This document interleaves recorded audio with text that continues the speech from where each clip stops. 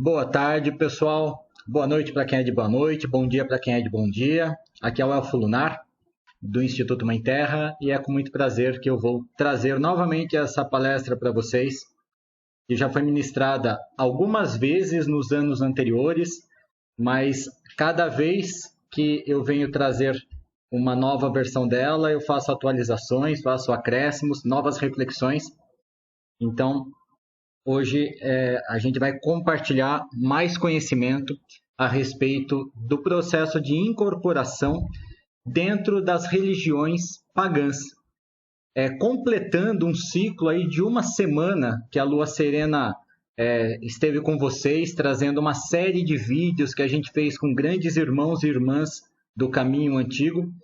E essa palestra, então, vai concluir essa temática, por enquanto, né? Porque é uma temática que a gente não consegue concluir em tão pouco tempo, em tão pouco material. Nós temos projetos aí de continuidade, inclusive de conversas e divulgações a respeito dessa temática. Mas essa palestra, então, ela tem como proposta fechar alguns elementos históricos, explicar até dentro do possível, tecnicamente, como que ocorre a incorporação, qual é a diferença que existe entre os diversos processos possíveis em um trabalho com espíritos e um trabalho com deuses e deusas num ritual da bruxaria, relações desta prática com outras culturas do mundo, enfim. É uma palestra que eu espero que seja gostosa para vocês. Fiquem à vontade, me encham de pergunta, façam a pergunta que quiserem. Ao final da palestra eu vou procurar responder todas, né? Meu canal do Instagram também lá tem nos stories um quadrinho específico. Quem quiser mandar por lá também pode, mas pode mandar aqui pelo chat do YouTube, pode mandar pelo Instituto Mãe Terra online também. E eu espero que este momento seja bastante rico para vocês, consiga desmistificar algumas coisas, consiga esclarecer outras coisas, para que a gente possa gradativamente ir resgatando para a bruxaria no Brasil práticas que sempre fizeram parte da bruxaria no mundo, tá bom? Vocês já me conhecem, eu acredito, mas vou me apresentar novamente. Eu sou Elfo Lunar, sou sacerdote do clã de bruxaria Semente Ancestral, junto com a Lua Serena, e sou também babalorixá do Templo de Umbanda Emissários de Oxalá, um terreiro familiar que eu acabei assumindo o compromisso de manter os trabalhos deles, da minha mãe de sangue, que é minha mãe de santo, e a minha vida inteira eu percorri os caminhos da Umbanda e da bruxaria em conjunto, e eu, como um ser único, né, e integral, na minha prática pessoal, sempre enxerguei estes caminhos como um único sagrado que eu seguia. É claro que dentro das práticas de cada grupo, do meu terreiro e do Semente Ancestral, a gente tem as especificidades que cabe a cada tipo de trabalho, a cada objetivo de trabalho, acima de tudo, né? Existem objetivos, existem modus operandi, existem liturgias, existem pilares que são bastante específicos, no meu ver, e também da Lua Serena, do que é da Umbanda e do que é da bruxaria, então a gente não mistura as coisas. Porém, a prática, a mediunidade, que é um dom da pessoa, a prática de incorporação, que é um fenômeno que ocorre com a pessoa, isso perpassa a caixinha de cada rótulo religioso. Isso tem a ver com todo um processo de relação da humanidade com os reinos espirituais que sempre existiu. Então é isso que eu vou trazer para vocês aqui hoje, concluindo então essa série de vídeos que eu acredito, pelo que vocês nos deram de feedback, eu acredito que tenha sido muito válido para todo mundo que assistiu. Para quem não assistiu, procure. São 7 vídeos que a Lua Serena postou nos canais dela e do Instituto Mãe Terra, mas todas as pessoas que participaram dessa série de vídeos nos canais pessoais de cada um estão também divulgados esses vídeos, e podem aguardar que este é um tema que não vai morrer.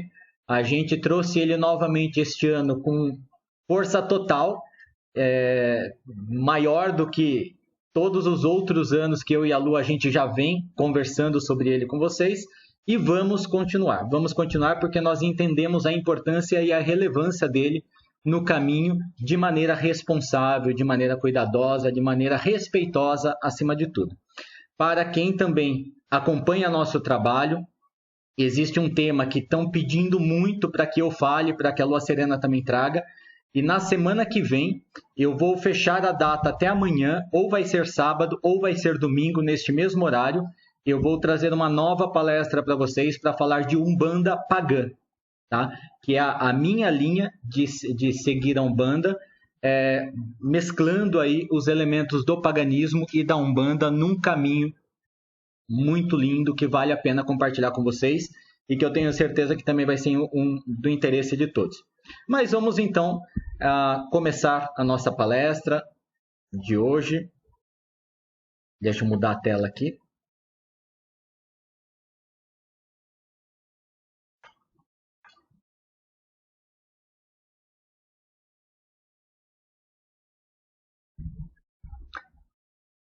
Vamos então começar a falar sobre os processos da incorporação nas religiões pagãs.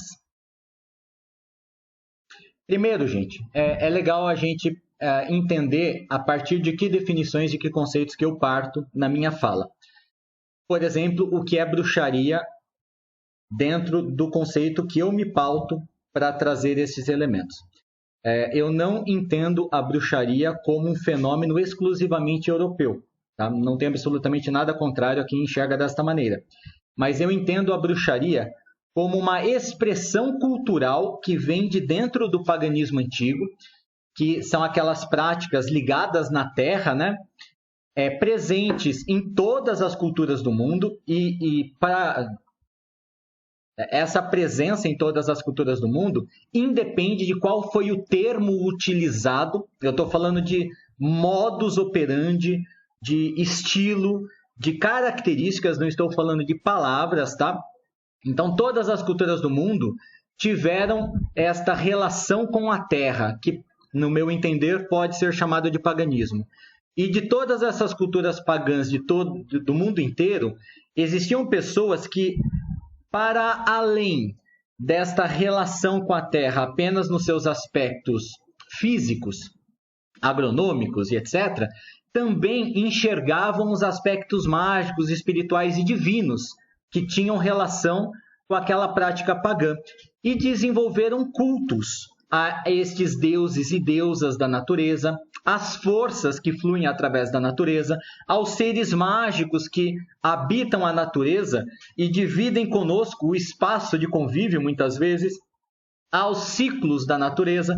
Então, a bruxaria eu vejo como essa expressão cultural de dentro do paganismo que leva em consideração o trabalho com o sagrado e o mágico. Tá? Eu não vejo problema algum em utilizar o termo paganismo e bruxaria para qualquer outra cultura do mundo, mesmo que a própria cultura, na sua origem, utilizasse outro termo. Por exemplo, uma agé iorubá é uma bruxa. Uma estrega italiana é uma bruxa.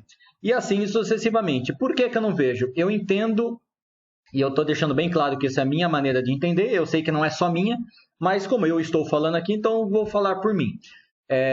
Eu entendo que, por exemplo, a gente vê o processo da utilização do nome xamanismo, hoje generalizando no mundo inteiro para se referir a práticas específicas de povos nativos originários regionais das diversas nações do mundo.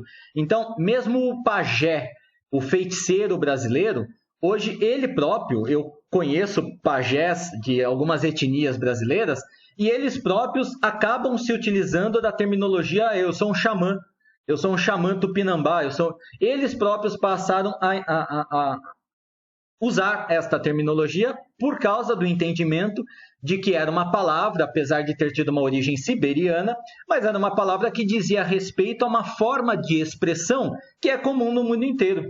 Então, se é uma palavra que, para se comunicar com a população, com a sociedade, ela serve para que a pessoa que escute saiba do que está se falando, então não tem problema nenhum usar xamanismo, usar xamã, mesmo que você esteja se referindo a um pajé.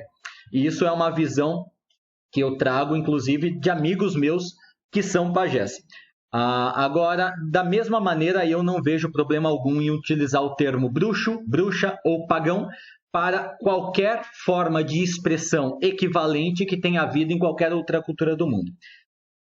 definido aí o que é bruxaria, na minha visão, é quem ou o que são os espíritos que a gente vai conversar sobre aqui na palestra de hoje.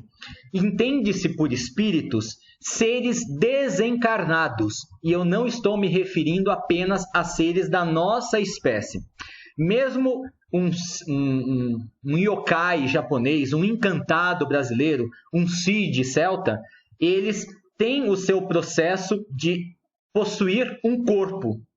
Não estou dizendo que seja um corpo como o nosso, um corpo dentro do seu nível de expressão, mas que equivaleria ao nosso encarne material. Alguns até possuem corpos materiais, outros não, outros têm corpos astrais, outros têm corpos que vibram em outras dimensões, como a sua forma de expressão mais densa. Mas ainda assim, são maneiras, momentos de existência em que esse espírito está encarnado. O termo talvez não seja o mais adequado a utilizar, relacionado a seres que não tenham o veículo físico.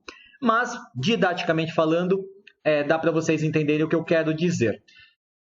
Todos os seres, então, eles vão ter um momento de desencarne, um momento de transição entre uma existência e outra, entre um tempo de expressão mais denso e outro.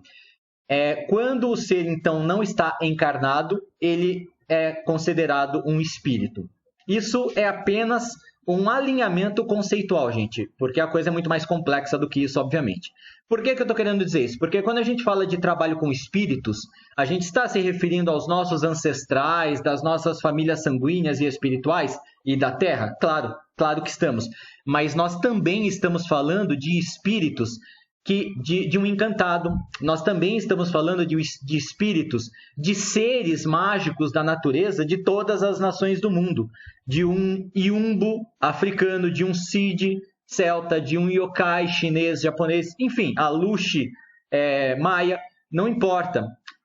Quando a gente fala de espíritos, a gente está falando de espíritos na sua abrangência maior. O espírito de uma árvore, o espírito de uma pedra, o espírito de um animal, de um gato, de um cachorro. Então, espíritos abrange todas as espécies espirituais quando elas não estão na sua forma de expressão mais densa.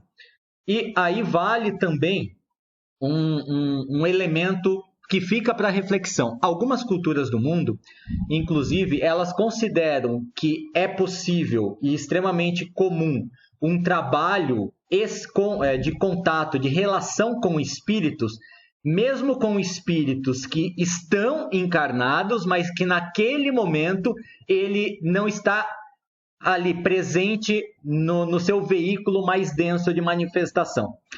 Por exemplo, é possível realizar trabalhos espirituais com o espírito de uma pessoa que possa estar dormindo em outra parte do mundo, ou possa estar em desdobramento astral. Então, várias foram as culturas do mundo que trazem esta possibilidade, inclusive numa cultura não pagã, mas que trabalha muito com mediunidade e incorporação e trabalhos espirituais diversos, que é o espiritismo kardecista. No Livro dos Espíritos, que é um dos manuais básicos do kardecismo, tem este tipo de trabalho que eu acabei de citar aqui. Então, quando a gente entende que espíritos é toda essa galera que eu acabei de citar para vocês, que envolvem outras espécies, outras raças, de outros locais e outros povos, então a gente consegue começar a compreender que o trabalho com espíritos ele vai para muito além do que aquele que a gente conhece nas religiões mais comuns que a gente encontra no Brasil. Falando do Brasil, né? O que é mediunidade? Mediunidade é um termo, até onde eu conheço, que teve a sua origem dentro do espiritismo kardecista, mas que também passou a ser um termo que se tornou de uma utilização genérica em várias outras religiões do mundo para se referir a uma capacidade de interação e de comunicação com espíritos desencarnados. A priori, o mais comum da gente encontrar nas religiões mais comuns que existem tanto aqui no Brasil como em outras partes do mundo, a priori, os espíritos que mais têm relação com um médium ou com uma médium são espíritos que pertencem à nossa própria espécie, mas não necessariamente, tá? Isso depende de muitos fatores, inclusive de origem espiritual, de faixa vibratória que você vai se colocar para trabalhar naquele momento. Tem alguns processos que são naturais, existe uma afinidade natural espiritual entre cada um de nós, entre cada médium e algumas outras raças. Então, tem N fatores que podem interferir, que interferem, na verdade, em qual é o tipo de espírito que vai se relacionar com o médium. Até mesmo os bloqueios limites do médium. Conheço vários exemplos de pessoas que, a partir do momento que elas entenderam possibilidades de utilização da sua mediunidade, elas passaram a ter relações com espíritos de outras raças e outros reinos. Não é que aqueles espíritos já não estivessem com ela desde sempre, mas que ela passou a aceitar e passou a se abrir para aquele tipo de trabalho a partir daquele momento. A mediunidade, gente, dentro da minha visão e dentro da visão de muita gente que a estuda e que a desenvolve conscientemente, deveria ser a capacidade mais comum para todos nós. Por quê, gente? Porque nós somos espíritos na nossa origem verdadeira, na nossa natureza real. O corpo físico ele é apenas uma maneira uma forma de expressão física da nossa realidade espiritual. A gente está neste corpo neste momento. Nós não somos esse corpo, mas nós somos espíritos.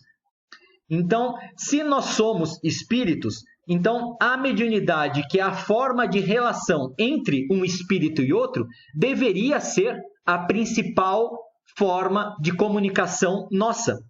Eu diria que a mediunidade está presente em todos, na verdade, só que as pessoas elas não se abrem para isso, elas não se abrem para essa possibilidade. E elas entram com vários medos, ignorâncias, preconceitos e várias outras questões, inclusive muito particulares, de insegurança, de vergonha e etc., que as impede de desenvolver a sua capacidade primária de comunicação, que é a capacidade de comunicação espiritual que a gente está chamando de mediunidade aqui. A gente dá mais valor para uma forma de comunicação física, material, do que a capacidade mediúnica. Mas eu tenho certeza que todos que estão me vendo, se começarem a perceber momentos em que você estabeleceu uma comunicação com alguém, com um amigo, com uma amiga, com alguém que você ama, ou mesmo com seres e espíritos e deuses. Não vou nem colocar neste momento os deuses, mas seres e espíritos em diversos momentos de meditação, ritualístico, etc., você vai começar a perceber o quanto que a mediunidade está presente em vários momentos da sua vida e até o final dessa palestra eu vou trazer elementos para um melhor entendimento de vocês de como a mediunidade se expressa, inclusive com deuses, tá? Existem muitas formas diferentes de mediunidade. A incorporação é uma delas. Também existe para quem incorpora, muitos cometem o erro de supervalorizar a incorporação, como se ela fosse a única forma de trabalho com espíritos. Não é, nunca foi e nunca vai ser. Da mesma maneira, a prática da incorporação não é para ser entendida como uma obrigação de todos os tipos de trabalho da bruxaria. Então, se não tiver incorporação, não é bruxaria? Não, não estou falando isso porque isso não é verdade. É só uma constatação histórica que a incorporação também sempre foi uma prática presente dentro de diversas linhas da bruxaria no mundo inteiro, inclusive europeia. Sempre esteve presente. Isso significa que estava presente em todos? Não. Está presente em todos na modernidade? Não. Existe no paganismo moderno também? Sim, existe. Então, a incorporação ela faz parte, ela é uma das formas de trabalho mediúnico, mas não a única forma e nem a forma mais importante, tá? O objetivo aqui não é o enaltecimento da incorporação como a forma de trabalho espiritual mais importante, não é isso. O objetivo aqui é apenas deixar claro para vocês que a incorporação, ela existe sim, e ela faz parte sim das tradições mais antigas do paganismo e da bruxaria no mundo, tá? E existem sim bruxos e bruxas modernos que trabalham a incorporação. Vocês viram isso nos vídeos, na série de vídeos que eu já citei, e vocês vão ver depois no final até algumas indicações de livros que vocês podem vir a adquirir e ler. Alguns consideram erroneamente a mediunidade como um fenômeno peculiar, próprio dos tempos atuais. Alguns falam que a mediunidade é só do espiritismo ou só da Umbanda. Não, não é. A mediunidade, ela sempre esteve presente. E o trabalho mediúnico e da incorporação é da pessoa. Até uma pessoa no meu Instagram, eu não me lembro se eu falei para vocês no meu canal do Instagram, Elfo Lunar 1. Quem quiser me acompanhe lá e eu faço divulgações diárias sobre diversos temas relacionados. Enfim, uma pessoa me perguntou lá estes dias qual é a diferença da mediunidade na bruxaria para mediunidade na Umbanda. Mediunidade é mediunidade, é um dom da pessoa, independente de qual seja a religião em que ela se encontre. A mediunidade da pessoa vai se expressar das maneiras que os corpos e o eu da pessoa permitir. E, na verdade, mesmo para quem é médium experiente, eu falo isso por experiência própria, e eu tenho certeza que quem é médium aqui, que já trabalha há bastante tempo, vai concordar com o que eu estou falando, nunca uma expressão mediúnica é igual a outra. Não existe uma incorporação igual a outra. Todas as incorporações são iguaizinhas. O que você sente, Elfo, quando você vai incorporar? Como que você sabe a diferença em você de quando você está canalizando ou quando você está incorporando? Eu sei porque eu sou treinado a saber. Mas dizer que o que eu faço, a incorporação que eu tenho hoje vai ser igual à incorporação que eu vou ter amanhã, não é verdade. Depende muito de qual é a entidade que está ali, que vai vir, qual é a divindade com a qual eu estou conectado. Depende muito do dia, depende até da minha disposição física, se eu estou cansado, se eu me alimentei ou se eu não me alimentei. Enfim, tem muitos processos que vão interferir, até o local em que eu estou. Se eu incorporo na minha casa, se eu incorporo no trabalho do terreiro, se eu incorporo dentro de um ritual de bruxaria, se eu incorporo estando numa cachoeira, é incomparável uma entidade, por exemplo, da linha que tem a relação com as águas, uma sereia, por exemplo, um tritão, você incorpora uma entidade dessa dentro da tua casa e incorpora a mesma entidade estando no mar. É 200.000% diferente. É muito diferente. Então, não pensem que mediunidade e mesmo a forma de expressão da mediunidade, ela é a mesma coisinha, depende da religião, não é, é completamente diversificado, tá? Mediunidade, ela é um dom pessoal, que todo mundo possui, e que cada um vai desenvolver mais ou menos de acordo com o seu empenho. E a forma que esta mediunidade ela vai se expressar vai depender de diversos processos diferentes. Então, vocês vão encontrar a mediunidade presente em todas as culturas, vão trabalhadas de maneiras muito específicas, tá certo? O dom mediúnico acredita-se que sempre existiu, desde o surgimento do ser humano na face da Terra. Pois se trata, então, como eu já disse, de uma faculdade inerente do ser espiritual. Então veio com o próprio espírito, não importa se estava lá no Australopithecus ou no homem de Neandertal, não importa. O espírito já estava ali, a mediunidade, o dom mediúnico é uma forma de comunicação e relação espiritual, então já estava presente ali também. Acredita-se, e existem alguns pesquisadores que eu já vou citar daqui a pouquinho, que buscam evidências históricas dos trabalhos mediúnicos nas diversas culturas do mundo. Um dos livros que eu vou indicar no final da palestra também, que é a Petrúcia, uma grande irmã de caminho, ela trouxe essa indicação na série de vídeos que eu já citei. Os autores, eles também fazem um apanhado, é claro, dentro do olhar e da experiência deles, mas na mesma linha que eu vou trazer aqui para vocês.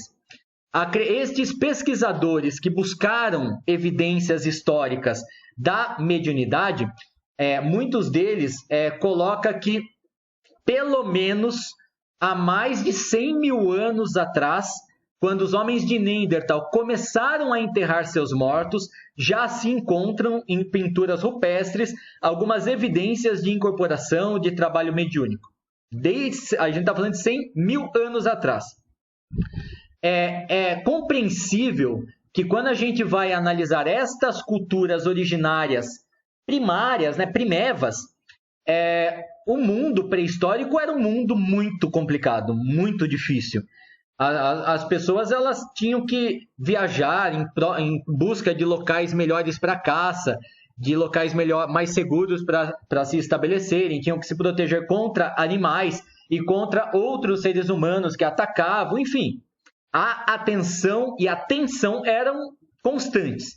Imaginem que em um determinado grupo, em uma determinada colônia, em uma determinada comunidade, existissem homens e mulheres que estivessem mais conectados, que recebessem orientação de mentores e mentoras espirituais.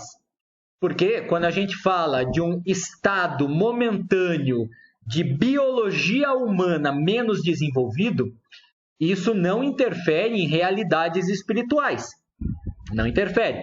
Os mentores e mentoras espirituais, inclusive povos de outras raças, de outros reinos e até de outros planetas, estavam, mesmo não materialmente, instruindo espiritualmente, como ainda estão. E uma pessoa, homem ou mulher, que tivesse essa conexão, que tivesse uma mediunidade mais desenvolvida, porque existem pessoas que já nascem, né, já na infância começa a desenvolver alguns dons, a mediunidade já começa a aflorar. Tem casos, inclusive, que a gente tem que fazer trabalhos mágicos para dar uma diminuída no ritmo, porque pode interferir negativamente com a vida da pessoa até.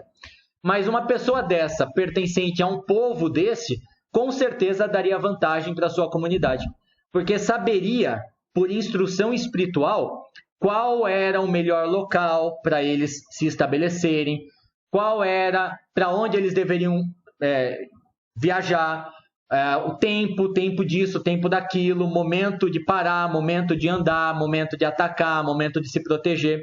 Naturalmente, isso dava vantagem para esse povo na qual estas pessoas pertenciam. A gente pode considerar essas pessoas como os proto-bruxos, ou os primeiros bruxos e bruxas. Tem alguns autores que se referem a essas pessoas como proto-xamãs, né? Que a partir desses sacerdotes e sacerdotisas primevos, foi de onde surgiram todas as religiões do mundo, inclusive as que a gente vive hoje. E a gente pode, então, a partir deste entendimento, inferir que a mediunidade e estes contatos espirituais, eles estiveram, então, no cerne, na semente de toda a religiosidade de todas as culturas do mundo que vieram depois.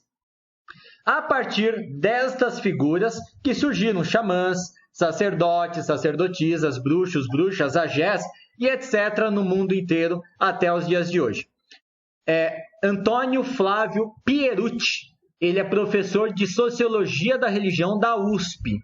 E ele tem um trabalho que eu usei para me basear e para retirar algumas das informações que eu trouxe para vocês até agora, chamado A Mediunidade, a comunicação com os mortos é um dos hábitos mais antigos que existem. Ele diz isso nesse trabalho, tá? Então, é só buscar pelo nome dele, coloca essa frase dele no Google mesmo, que vocês vão encontrar e vão encontrar várias outras pesquisas acadêmicas a respeito de mediunidade presentes em várias culturas do mundo, não só em religiões de matriz afro, mas em muitas culturas diferentes.